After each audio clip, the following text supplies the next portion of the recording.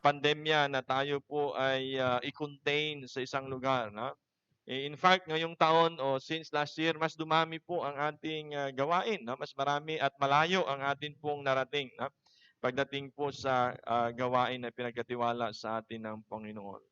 So today, I'd like to preach on about missions, okay?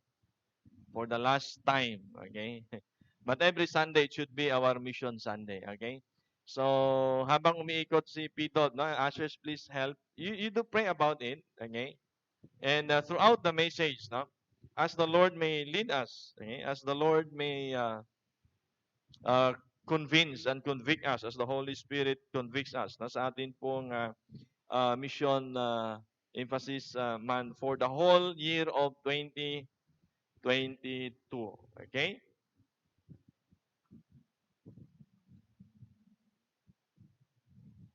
Yes, but okay. Akala ko tapos na eh. Okay. So, ushers, you may please help. Okay.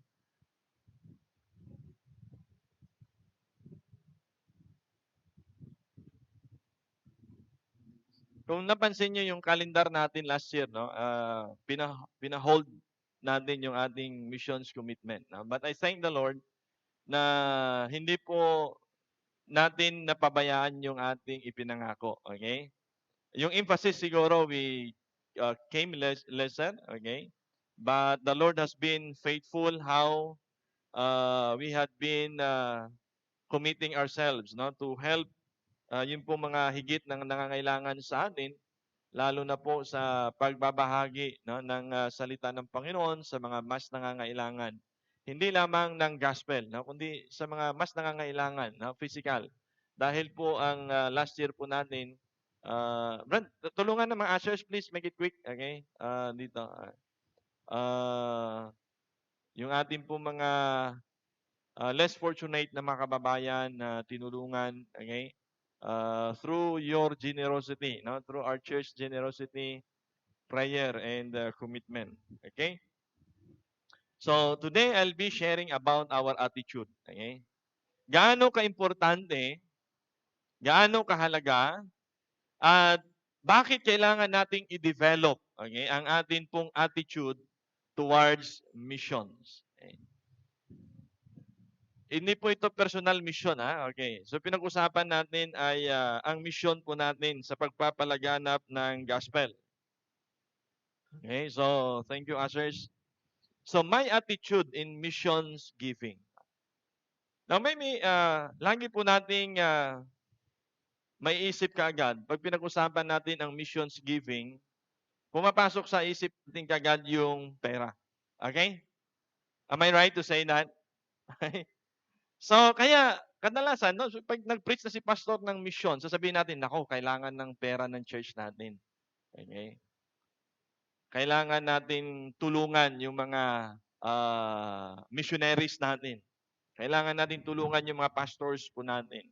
Now, nais ko pong i-correct, okay, yung ating thinking about missions. And missions, again, okay, I hope it's settled down. Missions doesn't only talk about money. Okay? Mission doesn't focus on money. Are you with me? Amen? Okay? Kasi kung pag-uusapan natin yung mission at ang pumapasok lang sa isip natin ay pera, does really God needs money? Yung kung anong meron tayo, kailangan ba ng Panginoon yung pera natin? Yung pera mo, yung pera ko, kailangan ba talaga ng Panginoon? He owns thousands of cattle or, you know, He owns silver and gold. Amen? Okay? So kung yun lang ang mindset natin mga kapatid, napakaliit ng pag-unawa natin sa mission. Okay? So when we say missions, hindi po ito isang parte, okay? O hindi lamang po ito naka-focus or nakatutok sa ating pagbibigay monthly, weekly, or yearly sa ating pong pagpapalaganap ng salita ng Panginoon. It doesn't contain in that one single small part ng mission, which is money. Okay? So, does God really needs our money? You see, mission is not only about giving resources. No? Kung babalikan po natin sa Bible, okay, heart of the Bible is John 3:16, okay? For God so loved the world. And so ano yung action ng Panginoon? Nung nakita ng Panginoon na may pangangailangan ng mundo, anong ibinigay ng Panginoon? His only begotten Son. Nung nakita ng Panginoon ng ating Ama, may pangangailangan ng mundo, ang tao ay pupunta sa impyerno dahil sa kasalanan.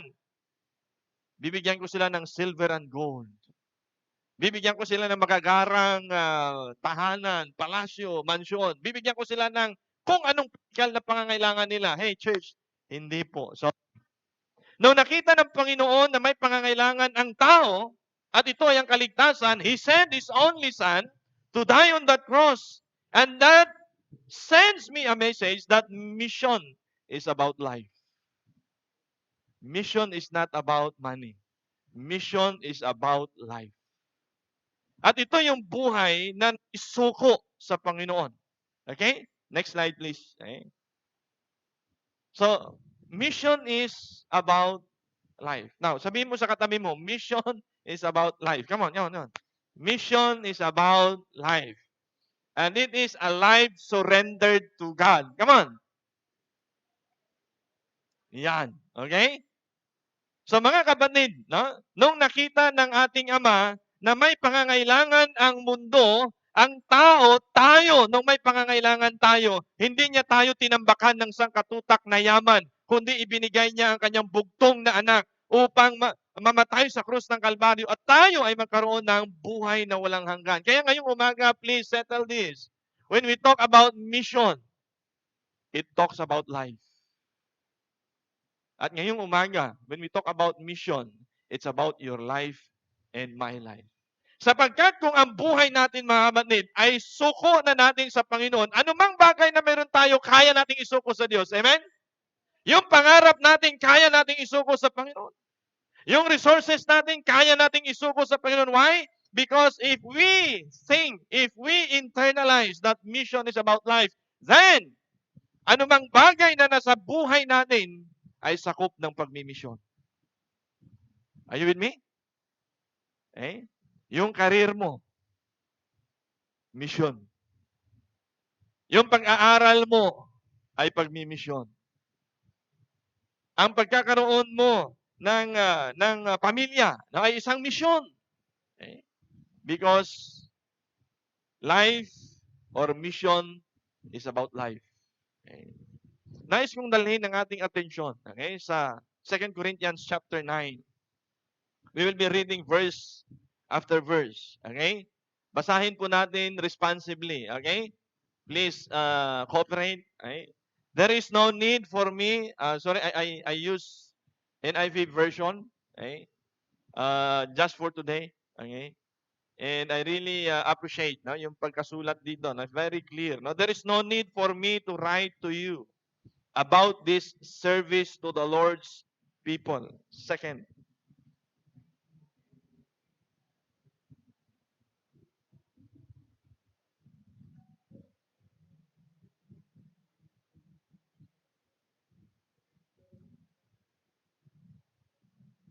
Amen. Okay, so bago tayo mag-continue sa next slides, nais ko pong namnamin nyo, tingnan nyo po.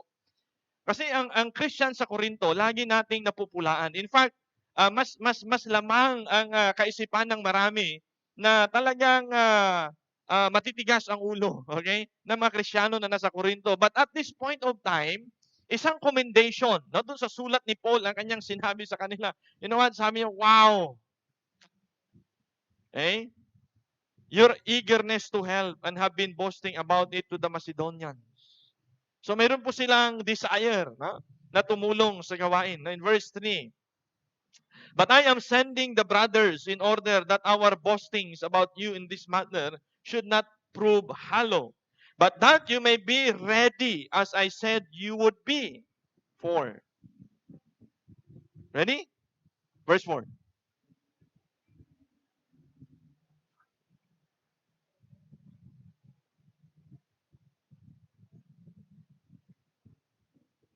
All right. Now verse 5. So I thought it necessary to urge the brothers to visit you in advance and finish the arrangement for the generous gift you had promised. Then it will be ready as a generous gift, not as one grudgingly given, generosity encouraged. Right? Verse 6.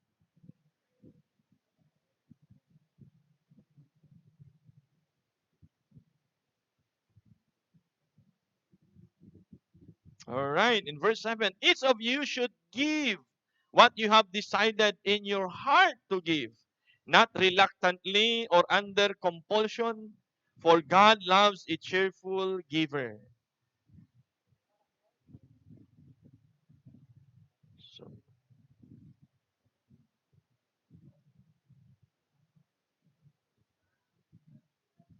okay, thank you. Kasi ito pong ano no, itong chapter ng Second Corinthians, yung itong specific chapter 9, no? Somehow, nung sinulat ito ni Paul, ay hindi para sila paalalahanan sa kanilang mga maling gawa, sa kanilang mga undisciplined attitude, okay? Pero at this point of time, sabi ni Paul, alam nyo, ipinagmamalaki ko kayo. Nung nandun ako minsan sa Macedonia, ipinagmamalaki ko kayo. Supposed to be no need to write about it. Ngunit, isinulat ko ito upang muli ay ipaalala sa inyo ang mga bagay na naipangako natin doon sa Macedonia na higit na nangangailangan kaysa sa atin. Okay? So, it is a reminder of a leader, a pastor, alright, a preacher, para po sa kanyang mga pinaglilingkuran. At itong mga lingkod na nagnanais na tumulong doon sa mga higit na mas nangangailangan sa kanila. Now, before I continue, no, I'll give you this illustration. Ito pong student, okay? Napataon nung panahon na nag-discuss yung kanyang professor, siya ay absent. Okay? And so, dahil online naman, pwede na siyang, di ba, recorded or whatever. But anyway, nagtanong siya sa kanyang classmate, okay, about doon sa diniscuss, about doon sa topic. At hindi niya masyadong, sa sobrang excitement niya, hindi niya masyadong napagtuunan ng pansin yung every detail ng sinabi ng kanyang classmate about sa assignment. So gumawa siya ng gumawa, nagsulat siya ng nagsulat, no? Talagang pinagtuunan niya ng pansin, no? He did his best, all his effort, right? And lahat ng resources na pwede niyang kunin, talagang ginawa niya ng tama. Okay? At alam niya, he is confident na maayos yung pagkagawa niya nung kanyang assignment, no? Kaya bago pa man yung deadline, okay, ipinasa niya na lahat ng kanyang assignment para makabawi. Alright? And he is confident without any shadow of doubt na mapapasa niya yung ginawa niya. Okay? Tungkol doon sa topic na ibinigay sa kanya. So the day comes, nung pagtanggap niya ng kanyang card, excited siya. Sabi niya, okay na to. Sigurado to, pass na ako. Ayos na to. Okay? Nung nakita niya yung kanyang card, mayroong red letter F. Okay. So ano ibig sabihin nun? Fasa. Fasa. Fasado. Big red letter F. Failed. Hindi fasa, ha? Failed. Kaya sabi niya, Sir, how come? Alam ko sa sarili ko, I did my best doon sa topic na ibinigay sa akin. Ginawa ko yung aking position paper and everything. Eh, sabi ng kanyang teacher, sabi, yes. Sa format, check. You did very, very good. Doon sa reasoning, check.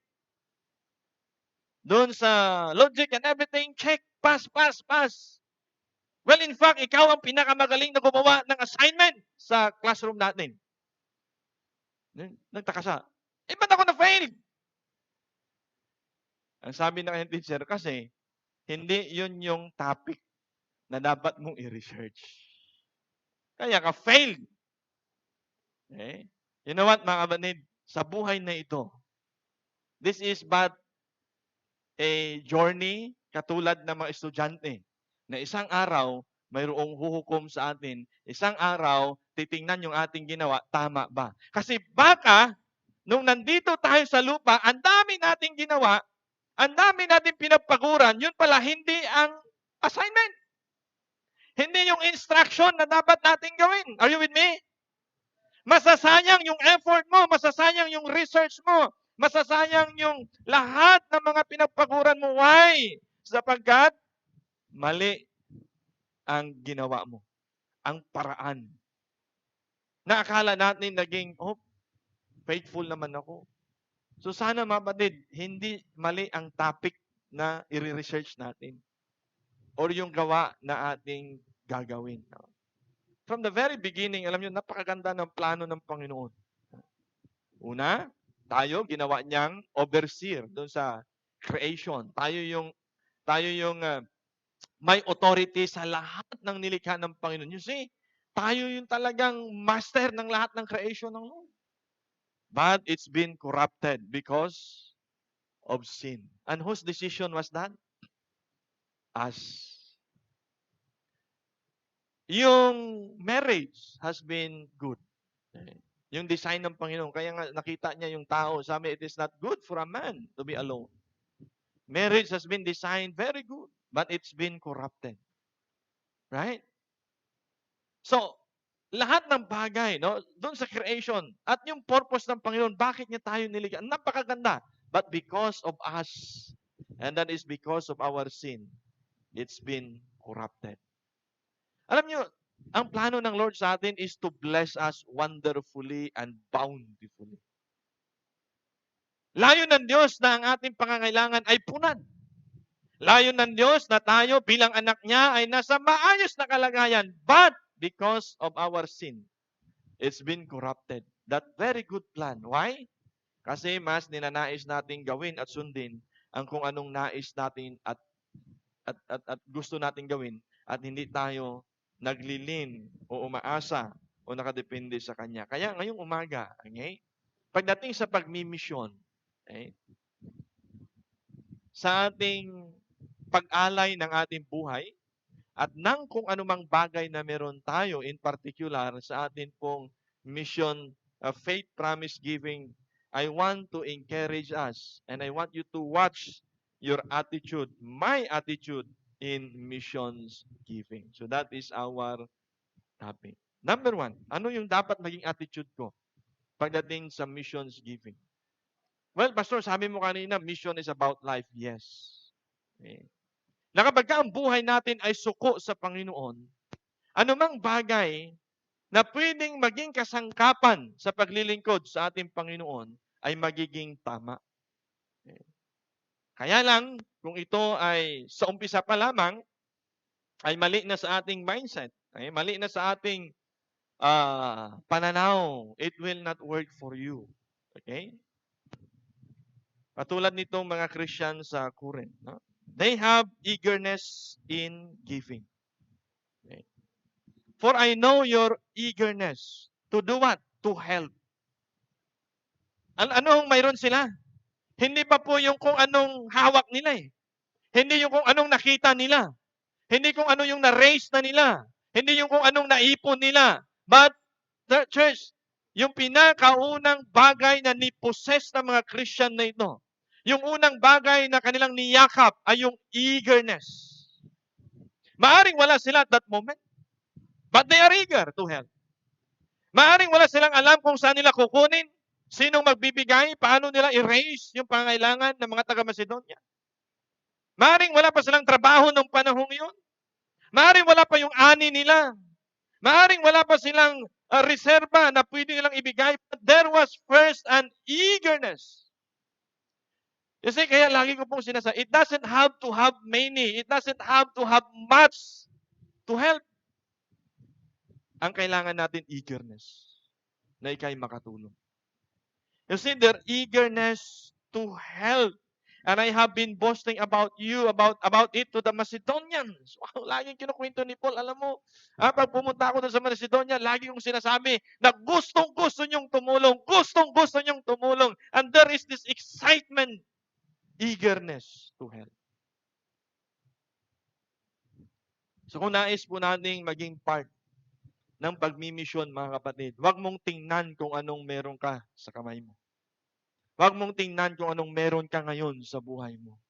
Huwag mong tingnan at damdamin kung anong laman ng bolsa mo. No. First, there must be eagerness. Okay? When we say eager, no, nandun po yung excitement niya to help. Okay? Ngayong umaga, excited ba tayo na maging tulong tayo sa iba? Amen?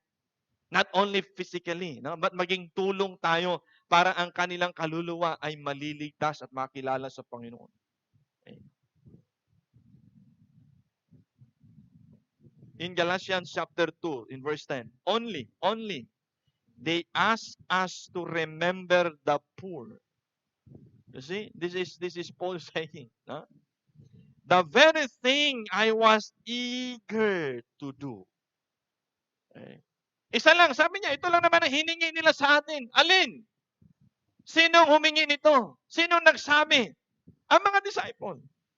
At kanino nila natutunan? Sa Panginoon. Ang alin? To help and to remember the poor. Huwag natin sabihin na, Pastor, sinabi naman dyan, alalahanin lang. Inaalala ko naman sila, pero wala kang ginagawa. No? The word remember there is to do for them. Okay? To do to them. Okay? So that means, pag sinabi natin, inaalala natin, may kasamang pag-abot, pagkalinga sa kanilang pangangailangan. Okay? And you know, good thing about Paul, sabi niya, ito yung pinapaalala sa atin ng mga disciple na ibinigay na utos ng ating Panginoon sa kanila. Feed the hungry, give water to those who are thirsty, visit those who are in the hospital, visit those who are in the prison. And this is the ministry na ibinigay ng ating Panginoon sa kanyang mga disciple. And you know what? Sabi ni Paul, and you know, you don't have to remind me. I am excited. I am eager to do that. Hindi mo na ako kailangang itulak na gawin yan. Hindi mo na ako kailangang i-remind because I am eager to do it. Okay. So church, there must be first an eagerness. Yung willing kang gawin. What might cause the doing? Okay. Kasi minsan gagawin lang natin ng isang bagay kung, di ba? Kung magandang pakiramdam ko. Kung maalwan ang sitwasyon ko. Kung maganda ang panahon, church, there must be first an eagerness. Number 2,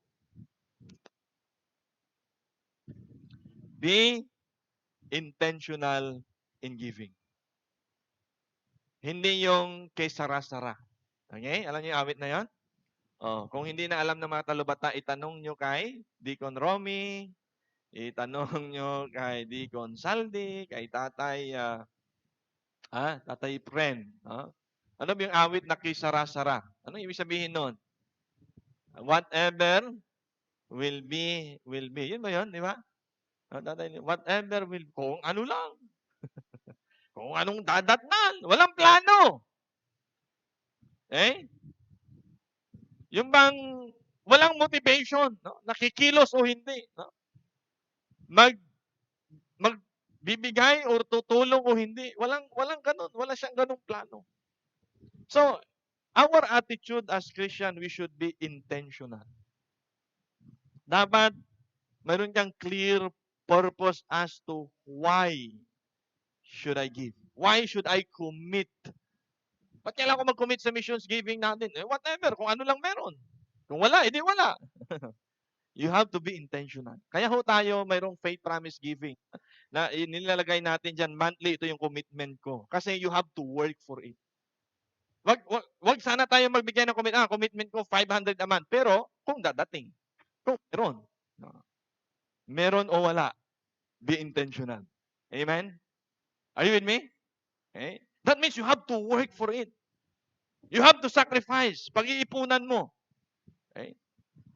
And what I'm telling you, church, this morning, itong pag-iipon na hindi dito sa bangko sa lupa. Itong pag-iipon na tinuturo ko ngayong umaga, nag-iipon ka ng yaman at reward sa langit. Amen? Are you following me? Alam mo, nakakalungkot na tayo nag-i-invest sa mga bagay na tulad nito. Okay? I mean, this is not bad, okay? For as long as nagagamit natin ito sa mas makabuluhang bagay, alam ko, kailangan nyo ito sa school, kailangan natin ito sa work, okay? And whatever purposes it may serve. No? Pero mga kapatid, wag sanang mahumaling ang ating investment sa mga bagay na nawawala at makalimutan natin ang investment natin sa langit. And I tell you straightly this morning, ano bang pwede nating i-invest sa langit? Number 1, kaluluwa. Kaya mo ba mag-invest ng gold sa langit? I don't think so. Kaya mo ba mag-invest ng sasakyan sa langit? No. Teleport tayo dun. One split of a second. 1 to 28 of the seconds. In a twinkling of an eye, bam! Nandun ka na sa langit. Expressway. Okay. So I am sharing with you, I am proposing with you to invest in heaven and be intentional in that investment. Amen? Yeah? But I am sending the brothers. Tingnan niyo kung gaano ka-sincere, gaano ka-intentional si Paul. Sabi niya, okay, nangako kayo last year, di ba? Ngayon, I am sending a brother to remind you in order that our boasting, para naman yung pagmamalaki ko sa inyo dito ay hindi sa mawala ng kabuluhan. Alright? But that you may be ready. Sabi, no? Sabi ni Paul, nangako kayo last year, di ba? Ngayon, magpapadala ko ng tao in advance to remind you. Okay? And, hindi lang kayo i-remind, ihanda nyo ang ipinangako nyo. Amen? So, Paul was reminding them. Okay, mga kapatid, no? From the New Testament time. Okay? Kung titignan ang gawain ng Panginoon ay lumaganap ng husto. Mabilis ang paglaganap nito noong New Testament time. Why? Sapagkat ang mga kapatiran noon willing na tumulong. Naalala niyo yung last week, di ba? They have one thing in common. Anong ginawa nila? Para tulungan ang higit na nangangailangan. Ang mga ari-arian nila, pinagbibinta nila. At pinunan ang pangailangan ng mga kapatid. At ito naman si Paul, sabi niya, you know what, kayo nangako kayo, di ba? Para tulungan yung mga taga-Macedonia. Ngayon, kailangan nila ng tulong. Hindi lamang physical, ngunit for the furtherance of the gospel. And what you have committed last year, you must pay this year. O kapatid, hindi ako naniningil, ha? Kaya lang dapat paalalahanan din natin ng ating sarili na kung nangako tayo sa Panginoon, sa harapan ng Panginoon, ay tuparin natin. Are you still with me? Amen? We cannot outgive God. No. So I hope today, let this be a reminder to all of us. Na kahit nung last year pa man yan, kahit 2 years ago pa man yan, yung ipinangako natin sa Panginoon. Anong sabi ng salita ng Panginoon? Defer not to pay it. Huwag mo sanang piliin na huwag ipagkaloob. Why? I tell you what, in my experience, sapagkat kung ano ipinangako ko sa Panginoon, ibig ko man o hindi, kukunin niya. Maniwala kayo. My experience. Nangako ka ng time mo, nangako ka ng lakas, ng talent, nangako ka ng skills, nangako ka ng missions giving mo, your tithe, nangako ka sa Panginoon, hindi mo ibinigay. In whatever capacity and way, kukunin ng Panginoon yan. In that one day, you realize, nangako pala ako. Bakit ako nagkasakit yun? Nangako ka kasi maglingkod sa Panginoon. Tapos yung lakas mo, ayun, nandun, gala ka ng gala kung saan-saan nga. Tapos nung nagkasakit ka, Lord, Panginoon, please, pagalingin mo naman ako. Pag gumaling na ako, Panginoon, wala talaga akong gagalaan na, sayong-sayo na ako. Pero nung gumaling ka, anong ginawa mo? Gala uli sa mga barkada, kung saan-saan. Mga kapatid, if you have promised God, one day, one way or the other, you will be reminded of that promise. So be intentional in your and my giving to missions. Are you still there? Amen? All right? Now, so have a clear purpose and as to why. Why should I give my time? Again, when we say be intentional in giving, it doesn't only means that I give money and resources. Be intentional in giving your time. Be intentional in giving your strength. Sasabihin natin, Lord, Panginoon, meron naman akong day off. Itong day off ko ay ipagkakaloob ko sa iyo. Panginoon, maaga akong naawas itong time ko. I should be giving and offering it to you. So, be intentional.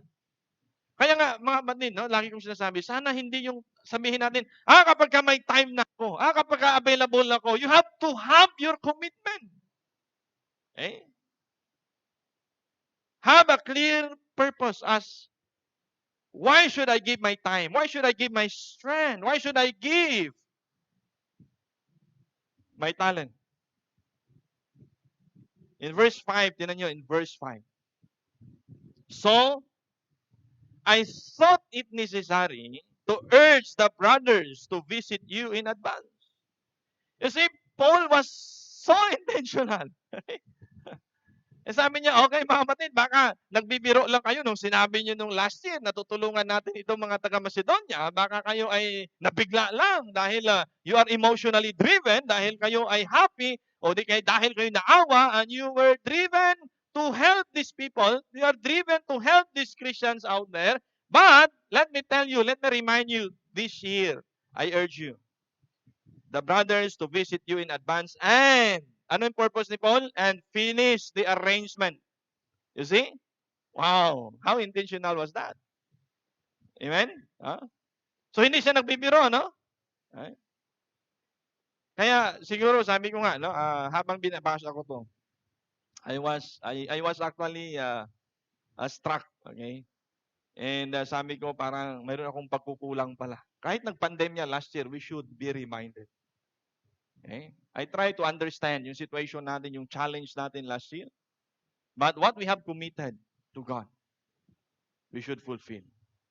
Yung ministry na kinabibilangan mo, yung commitment na ibinigay mo sa Panginoon, we have to finish the arrangement. So that's how Paul was so intentional to them. Okay? Paul was intentional. Alright?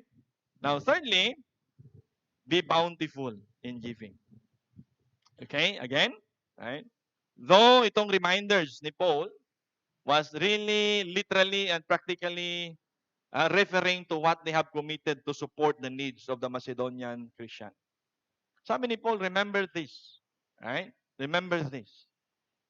Whoever sows sparingly will also reap sparingly. Pag tinipid mo, ang balik sa'yo na ani ay matipid din. But whoever sows generously or bountifully shall also reap generously. This is but a very practical, simple illustration. Very true. Okay?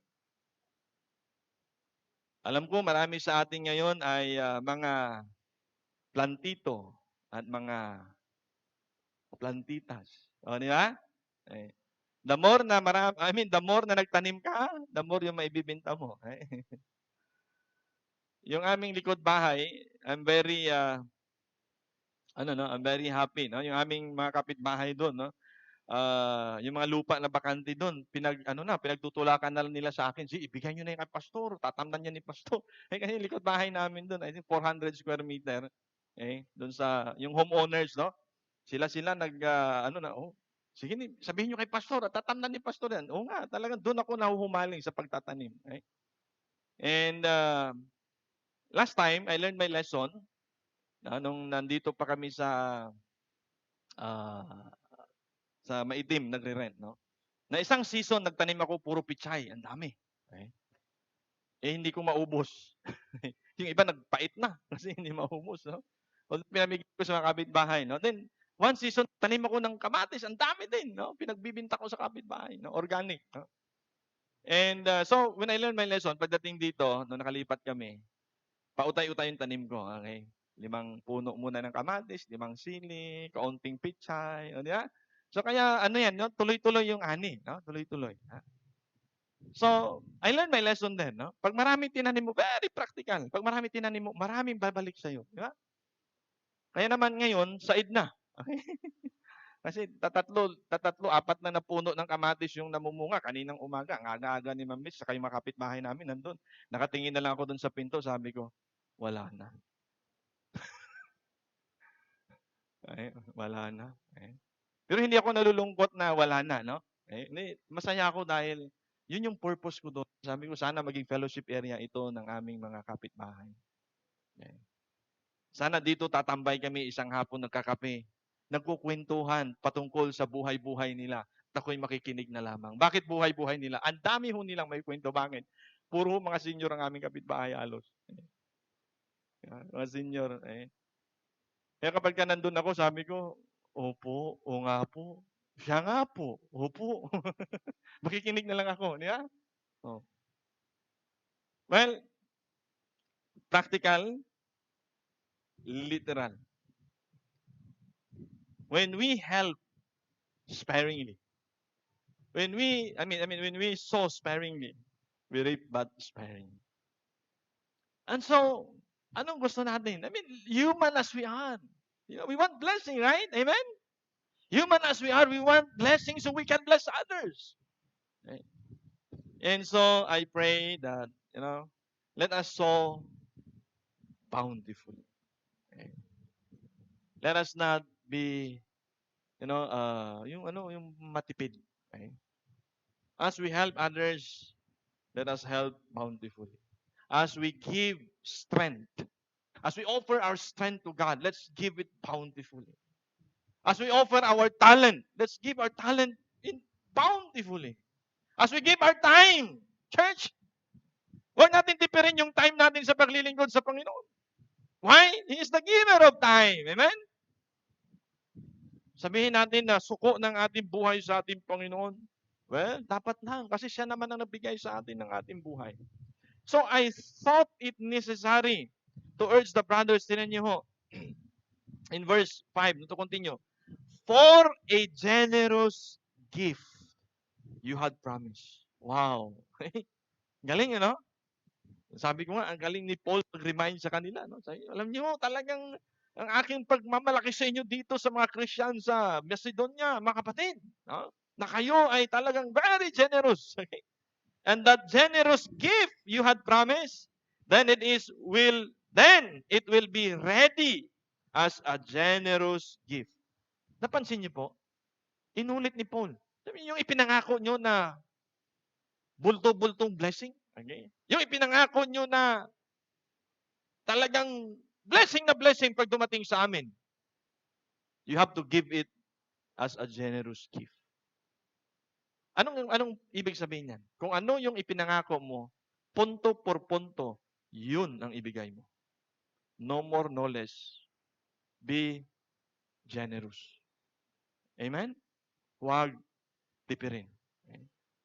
Alam niyo sa ating mga kasama sa relief operation, alam niyo, one thing that I really emphasize pagka nasa mga relief operation tayo, pagdating sa bigas kako, huwag niyong tipirin.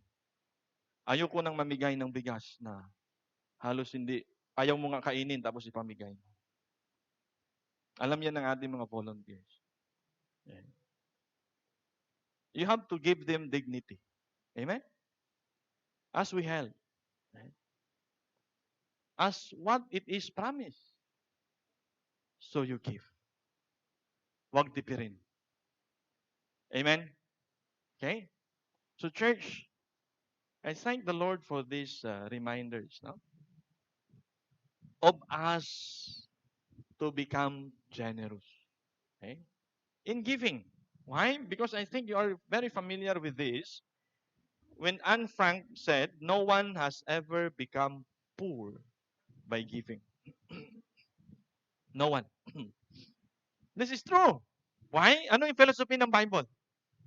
The more you give, the more you will lose. Di ba yan? Ito sinabi ni Jesus Christ sa mga disciple. At inulit ito ni Paul sa kanyang mga disciple. Give, and it shall be given. Di ba? And so, when you give, you will receive. As you give more, you receive more. Di ba? So, napaka-simpleng principle. And I tell you what, church, it's a principle. Okay. Yung Luke, sabi doon, give, and it shall be given. Good measure, pressed down, shaken together, running over. Now, ito ba ay suggestion? No. Sorry to tell you, it's not a suggestion. It is a principle. And once ang prinsipyo po ng ating Panginoon in-apply natin sa buhay natin, it can never go wrong. Mark my word. It can never go wrong. Because it is His principle. Itong pag-sow bountifully, and you reap bountifully, it's a principle. It's not a suggestion either. You see how God wanted us to give more. Give more of your time. Give more of your talent. Oh, give more of your skills. And give more of your resources to God. Right? Naalala niyo po si Zacchaeus? Yung umakyat sa Sycamore. Alam niyo, on that day when he was convicted, okay? On that day when he got saved, he came to know Christ as his Lord and Savior. Alam niyo ano, ang goal lang ni Zacchaeus nung araw na to, no? Kung maalala niyo po, minsan sinabi ko ito, no? Ang goal lang ni Zacchaeus nung araw na ito ay makita lang si Jesus along the way. Mind you mga kapatid, si Zacchaeus napaka-powerful nung araw na ito. Isa sa pinakamayaman, pinaka-powerful na tao. Pero hindi niya ginamit yung power niya, ang influence niya, para sabihin, oh, give way. Hindi na si Zacchaeus kasi makausap si Jesus Christ. Yung goal lang ni Zacchaeus ay makita si Jesus. Nung hindi niya makita, umakyat siya sa puno. Nag-effort siya. Ang paglilingkod sa Panginoon mga kapatid, hindi by accidents. You have to be intentional. Amen? Mag-effort ka. So nung nandun siya, nakita niya si Jesus. Wow! Lo and behold, nung nakita siya ni Jesus Christ, Zacchaeus, bumaba ka niyan. Punta ako sa bahay mo. Makikain ako sa iyo. Wow! Isn't that a blessing? Napakasimpleng goal.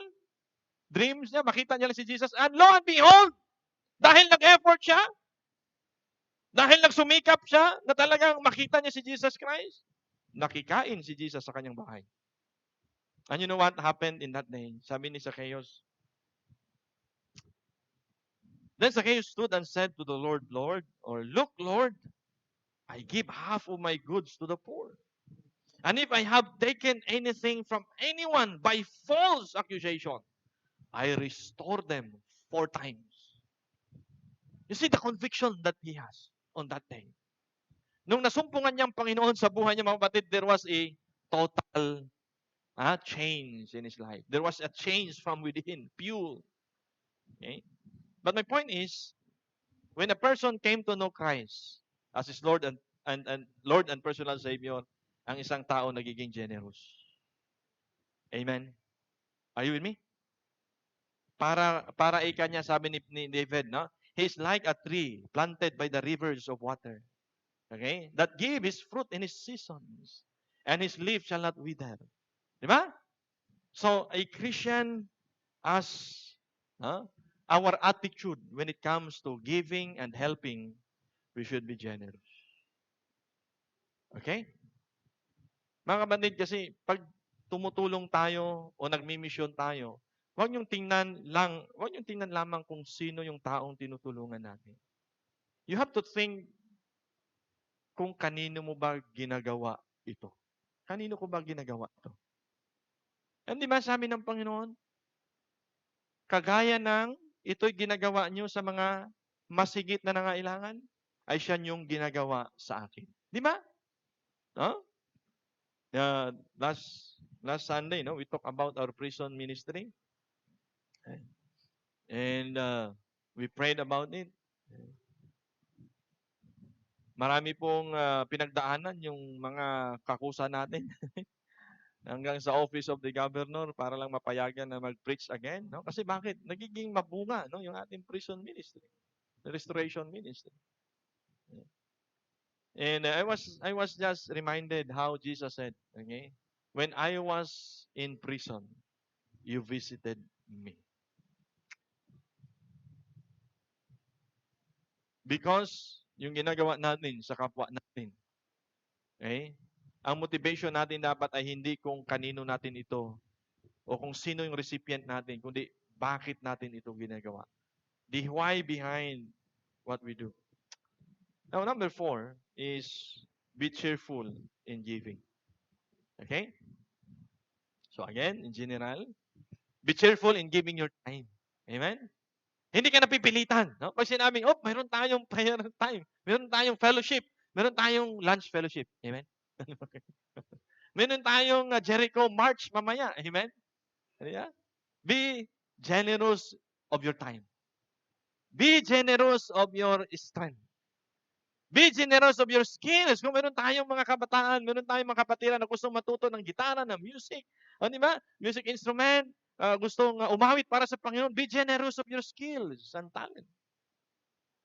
Di ba? Umawit kanina si Ian, tsaka si Gemma. Di ba? Sana kapag sumikat si Ian, na nandun na sa mga teatro na, oh, loving you. Huwag kang makalimot na talagang ang boses niya para sa Panginoon, brad. Ha? Amen? Diba? Ito ha. Ito, totoo, nangyayari ha. Kapag nandun tayo sa isang room na yun, na may score doon, patinding pa oh! Di ba? Tapos, kapag nasa send the light, the blessed gospel. Diba? Parang, mga kapatid, kanino ba kayo umahawin? Doon lang, dahil lang doon sa score na gusto mo mag 100. May umawit ka, papuri sa Panginoon. Amen? Yung mga kapitbahay natin, nabubulabog doon sa boses mo kasi gusto mo maabot yung 100. Tapos pag umawit ka ng Amazing Grace, ang hina. Amazing Grace. Parang ayaw mo pang malaman na Christian ka. Ay, wag muna, hindi ako awit kasi kakaawit ko lang doon ng sa ilalim ng buwan. Ganyan. Kapag kayong inaawit mo, tapos may hindi pa headset ka pa. Tapos ano yan? Ano na, Pastor? To God be the glory. Ha? Di ba? Anyway, I just want to remind us na kung ang isang gawain ginagawa natin sa Panginoon, dapat cheerful tayo. Di ba? Happy ka. No? Meron kang galak ba? Amen? Yung pag-church, may galak yan. Amen? Hindi yung gigising, anak, napunta ka na sa church, handay na kang bangon. Dapat may galak. Excited ka ba? Yeah? Dapat makita ng kapitbahay na excited kang pupunta sa church. Hindi makita nila, grabe siya, pagkalinggo, ang bibilis nilang kumilos. Yun pala, kahit malilate na, kaya ang bilis-bilis kumilos eh. Dapat maaga tayo, amen? You have that cheerfulness actually, tinan nyo. I want to emphasize this. Each of you should give what you have decided in your heart. Alright? In your heart. Not from our mind. Not from our pride. Okay? So, though it's really specific na sinabi ni Paul, alright? Nangako kayo last year para sa mga Christian na ito sa Macedonia, and you want to give generously, please give cheerfully. Not just generously, okay? Pero cheerfully. Okay? Iba yung nagbigay ka ng laksa-laksa, pero medyo sayang, no? Ba't ko pa binigay yun, no? Dapat cheerful. Hindi yung katulad nung next na picture. Generous ka nga, pero parang sayang, no? Di ba? Di ba? So, dapat cheerful. Kaya nga sinabi mismo ni Paul, anuman ang napagdesisyonan mo, bunga ng galak sa puso mo, siya mong ipagkaloob. Sapagkat hindi tinitingnan ng Panginoon ang laksa-laksang ibinibigay natin. Tinitingnan niya kung may galak ba sa pagbibigay mo. Mayroon ka bang galak nung ibinigay mo yung time mo? Meron ka bang galak nung pinagamit mo yung resources mo? Meron ka bang galak nung naisip mo na tulungan ng isang kapwa ang isang nangangailangan? Galak from the heart. Right? So, tingnan nyo sa verse 2, balikan natin. And your enthusiasm has steered most of them to action. Wow. The word enthusiasm means strong excitement. Hindi lang excited, no? Hallelujah, this is the day. No? But strong excitement. Yun bang excitement na nakakahawa? Di ba? Amen? Dapat doon lang kayo allow. Kahit ngayong umaga, doon lang kayo allow manghawa sa excitement. Yung virus, kanya-kanya tayo niyan. Huwag niyo mang ipanghawa, okay? Pero sa excitement sa paglilingkod, dapat nandun. No? I mean, pag tayo ay naglilingkod, ito reminders ni Paul sa kanila, as you give, okay? What you have promised to the Macedonians, you must be excited. Okay? Let us watch these short clips. No? How strong excitement can influence.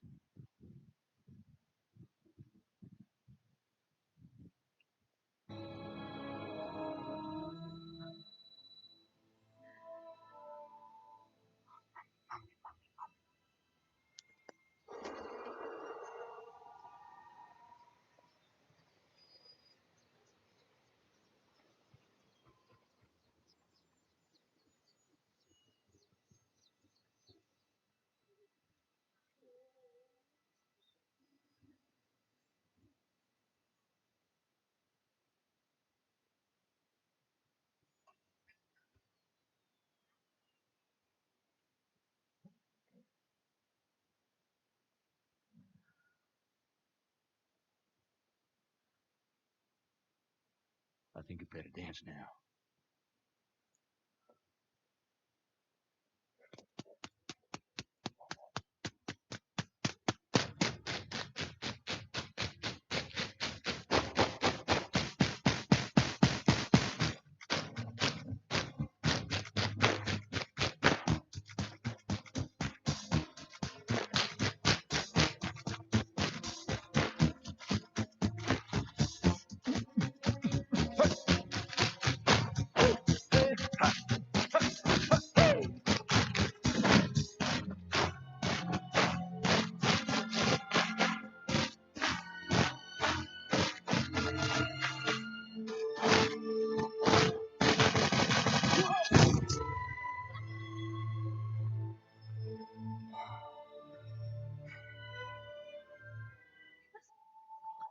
Okay. Okay, so anong title ng movie na yan?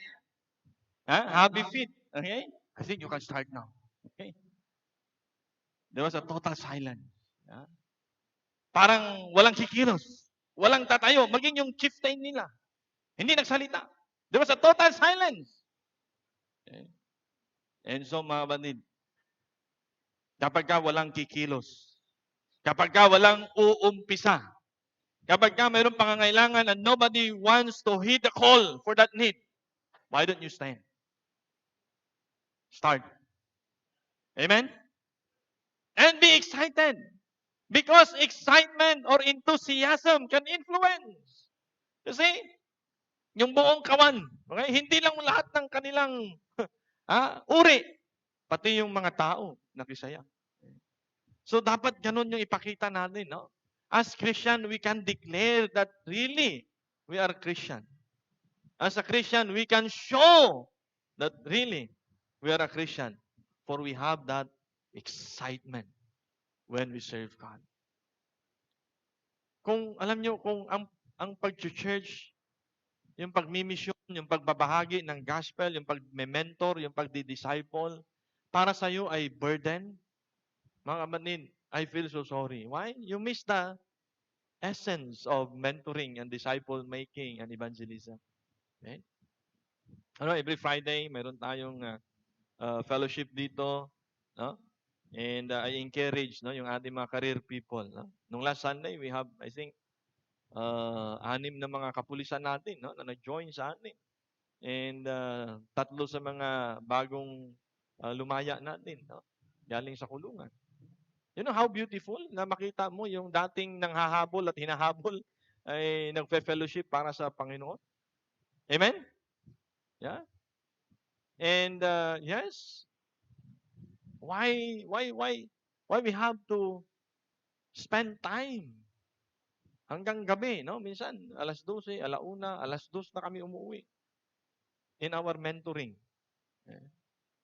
Because I think and I believe it is worth. Okay? It is worth. So be cheerful. Okay? When we say we love God, dapat makita sa mukha natin. Sinabi nating, ako, anak ko ng Panginoon. Blessed na blessed ako kasi ako Christian. O, check mo nga yung katabi mo kung mukhang sa face niya ay Christian. Sa mukha daw yung nakikita. Yeah. Born again, tapos bugnutin. Yeah. Born again, tapos laging nayayamot. Yeah. Born again, tapos mainitin ng ulo. Yeah. So there are times, no? Times to be angry. Pwede yun. No? Si Jesus nagalit din, di ba? But I think we have to show not only the world, no? But una, ipakita natin sa Panginoon that we are cheerful and we have that strong excitement. Number 5 and last, be faithful in giving. Okay? Be faithful in giving. Or be consistent. Right? Be consistent. Hindi yung alpha and omega. Ha? Pastor, ano yung alpha and omega? The beginning and the end. Ang gospel sharing, ang pagmimisyon po natin mga kapatid, ay hindi po natatapos. At hindi matatapos. Not until rapture. Habang hindi pa nagra-rapture, ay may mission tayo. Amen? Okay? And God is able to bless you abundantly so that in all things at all times, having all that you need, you will abound in every good work. Sino po yung feel mo na blessed ka? Say amen. Konti, parang 40%. Okay? Sino yung mga magsabi, alam ko blessed ako? Okay, 75.5%. Ang hina. So, doon pa lang masabi mo kasi, hindi natin masabi na blessed ako kasi may problema ka. Mga kapatid, even in times of troubles, trials, problems, persecutions, and challenges, may mga blessing na nakaabang dyan ng ating Panginoon. Amen? Okay? So, if you feel like you are blessed, alam niyo mga kapatid, katulad dito, sabi ni Paul, may purpose, alam niyo kung bakit kayo pinagpala ng Panginoon, not only na pinagpala, but God is able to bless you abundantly in all things at all times. In all things at all times. God is a respecter of no person when it comes to blessing. God can bless anybody. Okay? Yet sabi niya, hey, if you feel you are blessed, there's a reason for that. Okay? Ito na. Kung mayroon kang blessing, may reason yan ng Panginoon. Kung talagang blessed na blessed ka, talagang hanapin mo ano yung reason. God, why did you bless me? Because, tinan nyo, you will abound in every good work. So, may reason pala kung bakit ang Panginoon, He blessed them abundantly and in all things, in all times, so they can continue doing good work. Mga kapatid, kung tayo ay binibless ng Panginoon, hindi natin dapat sarilinin. Hindi natin dapat i-contain. Kapag ka na-feel natin na binibless tayo ng Panginoon, kapag ka nandun tayo sa sobrang blessing na meron tayo, ang purpose pala niyan upang magpatuloy ka sa mga mabubuting gawa. Hindi para sarilinin. Okay? Naalala niyo po, sabi ko kanina, once you have promised God and you prefer not to pay it, whether you like it or not, in some other ways, God will take it from you. Whether it's strength, health, resources. Once na ipinangako mo sa Panginoon. Okay? So ito yung purpose kapag ikaw ay binibless. Kaya sabi niya, be faithful in giving. Why? Because when you are faithful in giving, God will bless you abundantly. And as the Lord bless you abundantly, continue in doing such a good work. Nung maliit pa si Lucas nandito nung nakaraang linggo, siya yung aming unang foster child. Yung story na hindi niya makakalimutan at lagi kong tinatanong pa nga sa kanya, nung last Sunday nakalimutan ko lang na itanong, kung naalala pa niya yung lagi kong story sa kanya, yung rainbow fish. Okay? Itong rainbow fish, isang araw siya ay nangarap. Gustong-gusto niyang maging attention. Okay? Gustong-gusto niya maging center of attraction and attention ng lahat ng mga isda sa paligid. No? And so hiningi niya na magkaroon siya ng iba't ibang kulay. Okay? Sa kanyang kaliskis. And it happens.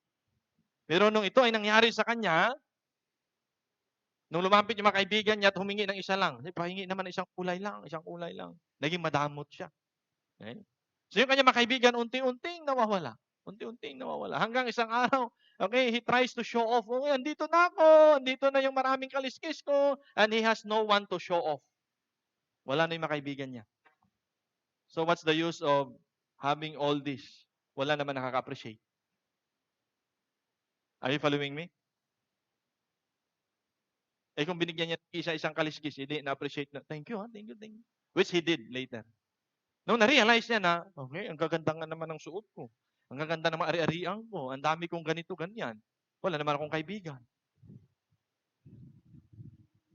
And then, thankfully, he realized, pa isa-isa niyang binigyan yung mga kaibigan niyang ista. O sige. O, kahit tigi-isa na lang sila, maramit masaya sila. Mga kapatid, as the Lord increase us, the very purpose for that increase, so that we can continue in good works. Not to be proud of. One thing that, nire-remind ko si Ma'am Mitch na paalala din sa akin, sabi ko, pag ako na nagiging mayabang na, sabihin mo din ha. Baka mamaya, dahil sa, di ba? Because technically speaking, we are prone. Tayo. Normal lang tayo, mga tao. Na magkaroon ng pride. Ego natin. Di ba? Egoistic. Now, going back to our topic. Ang purpose ng Panginoon na binibless. Sabi ni Paul, ang purpose ng Lord na binless kayo so that you can continue into good work. Mga kapatid, huwag tayong mahiya, huwag kang mag-alinlangan na hingin sa Panginoon na i-bless ang work mo, i-bless yung business mo, dahil actually pangako niya yan sa atin. Na i-bless niya tayo. Kaya lang balikan natin doon kanina. Sa ganda ng pangako ng Panginoon sa atin, kaya lang nasasayang. Bakit? Kasi kinurap ng tao. Nung ipinagkatiwalaan ng Diyos ang tao, nagkaroon ng corruption. At yung magandang intensyon ay hindi na ituloy. Tinan niyo sa Deuteronomy chapter 8 in verse 18. Okay? Kung nasa Panginoon tayo, huwag ka nang lalayo. Okay? Huwag mong hanapin sa ibang tao, huwag mong hanapin sa ibang opportunity, huwag mong hanapin sa ibang bayan muna, huwag mo munang hanapin sa ibang bansa. Kasi mga kapatid, ang Panginoon ang may kapangyarihan, tingnan nyo, for it is He that giveth thee power to get wealth. Ito ang sinabi ng Panginoon kay Abraham.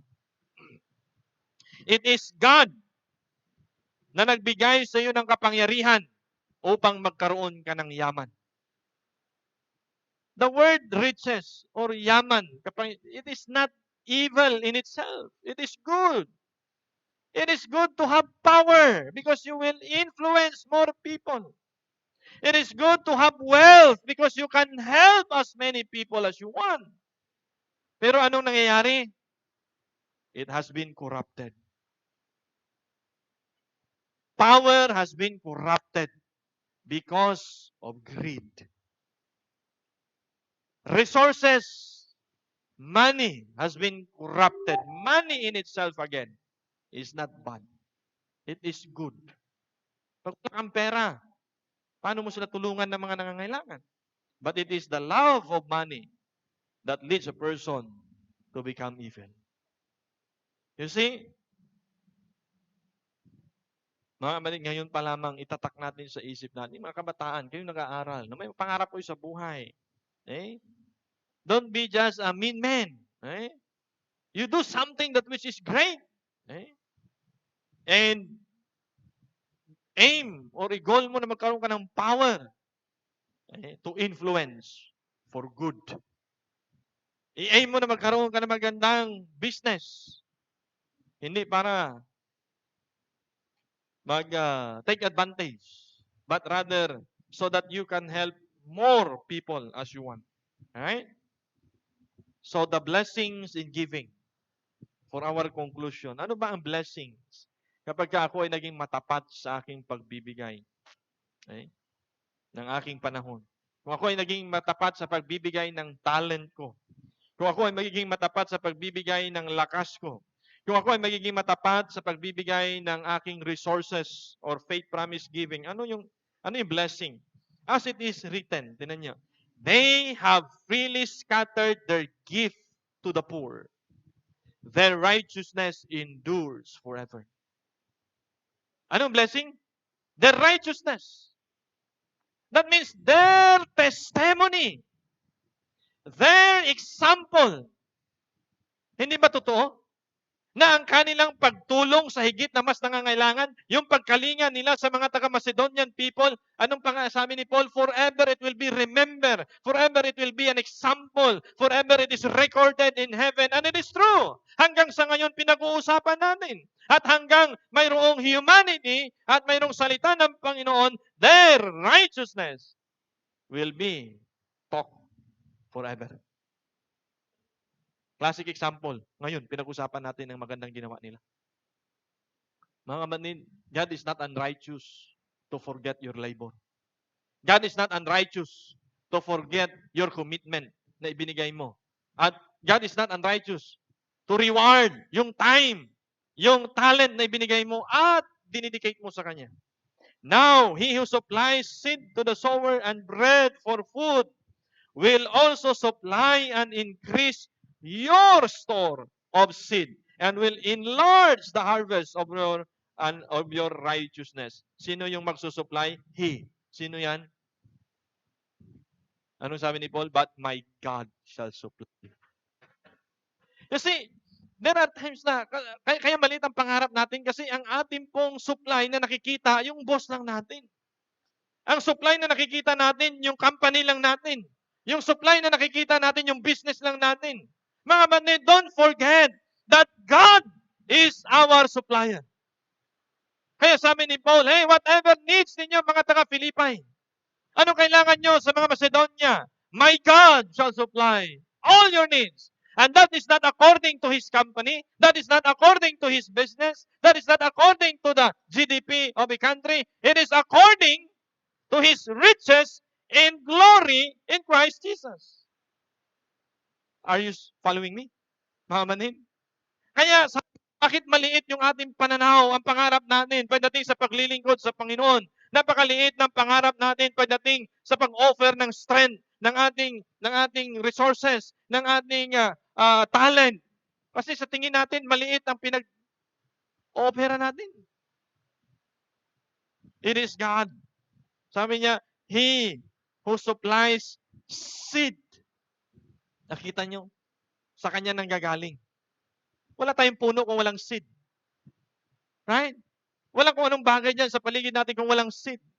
Ang pinapakita dito sa atin ng Panginoon that He is the Alpha of all things. I hope you be reminded of this. In verse 11, you will be enriched in every way.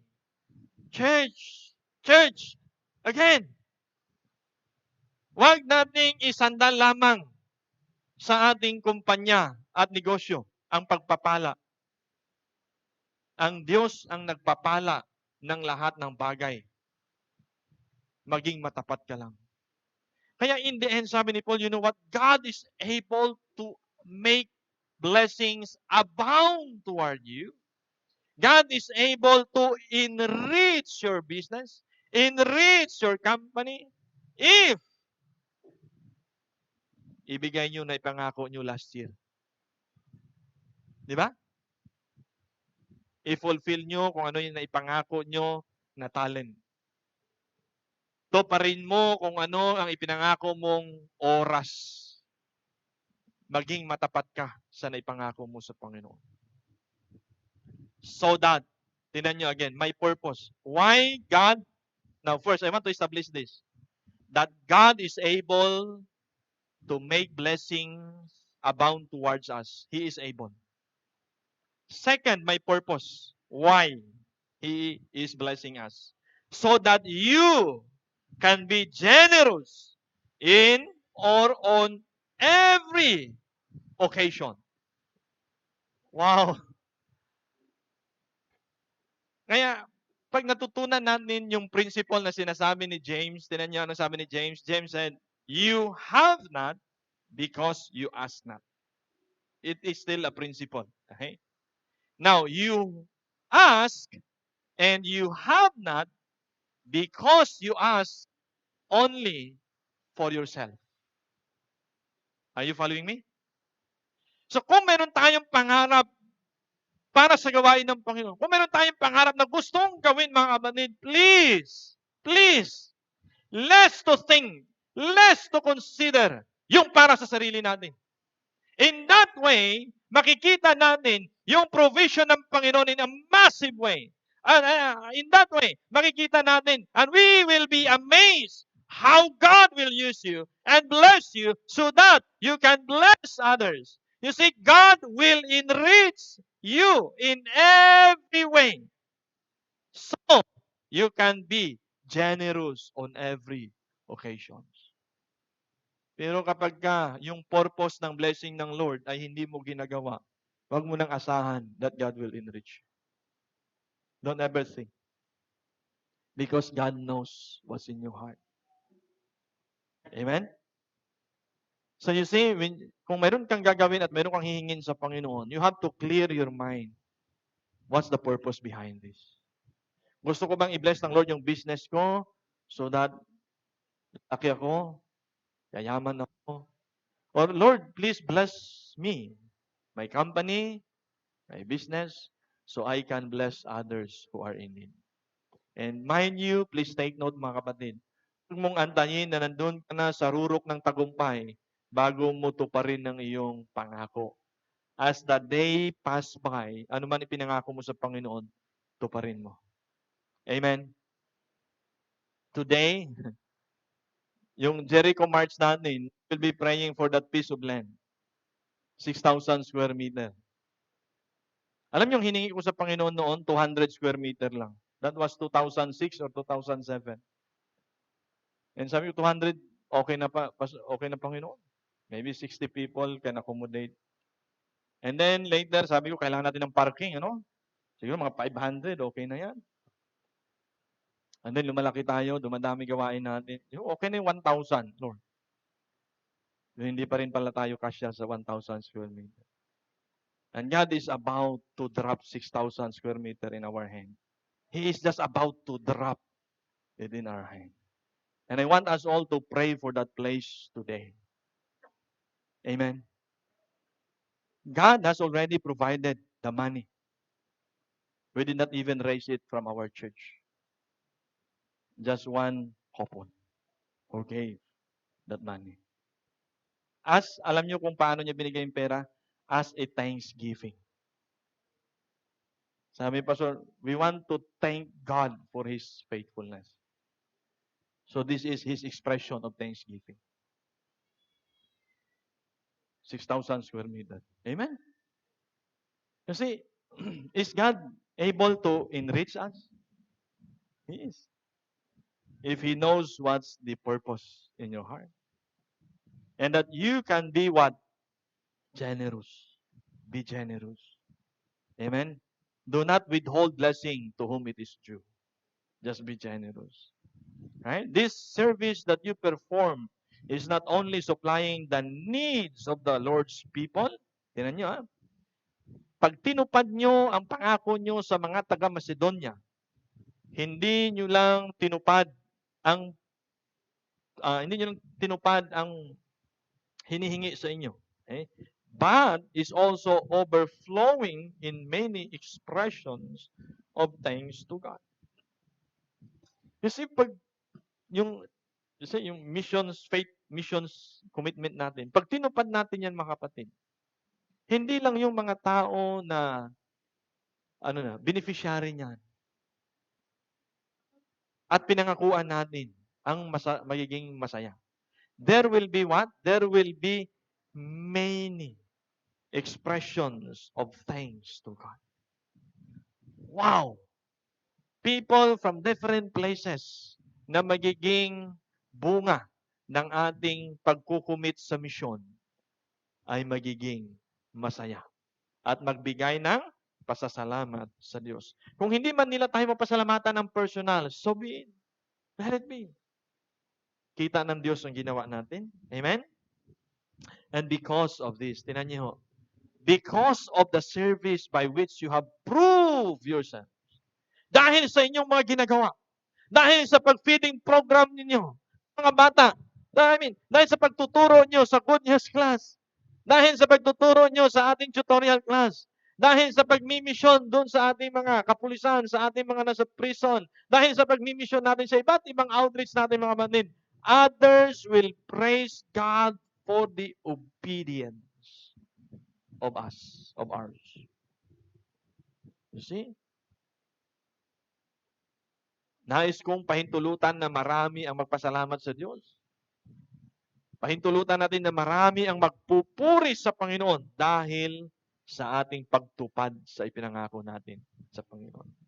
And in their prayers for you, their hearts will go out to you.